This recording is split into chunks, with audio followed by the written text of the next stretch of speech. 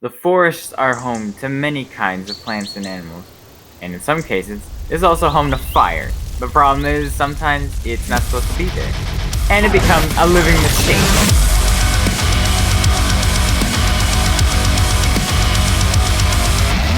If you lived in California during the year 2020, then you know what a wildfire is. In simple terms, it's like a house fire, except it uses a forest instead of a house. It can spread very quickly and disintegrate everything in its path, including the wildlife itself. Their effects on the environment are catastrophic, affecting the quality of the water, damaging the soil, and creating air pollution. This doesn't just affect the animals that live in the forest, this also affects the air that humans must inhale to survive. However, there are cases when a forest fire is needed to save a forest. Some plants require regular burns in order to spread seeds, and excessive debris is removed to make room for new plants to grow. Natural forest fires would be caused by lightning, but in total, 84% of all wildfires are started by humans. You can blame unextinguished campfires, improperly burned debris, lit cigarette bunds, and even flat-out arson for making our forests spicy at the wrong time. Now remember when Smokey said, "Only you can prevent wildfires." That's something to take seriously because it's true. Never leave a fire unattended, completely damp it down once you're done using it, and be mindful where you discard flammable materials, such as smoking materials,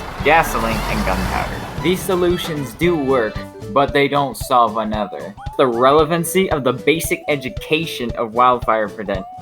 Speaking of education, when you're making a very short video, you have to butcher information just because of how big it is. And because of how much information there is about forest fire prevention, you might as well make it an entire class on its own and just have Smokey teach it. Actually, no, scratch that. Let's have this man teach it. Although some will know not to play with fire, there's still several human beings out there that will. It's important that people are actually aware of how forest fires are started, their effects, and their prevention. That way they won't be as common as they are now. Most forest fires are bad for the environment, but some are good.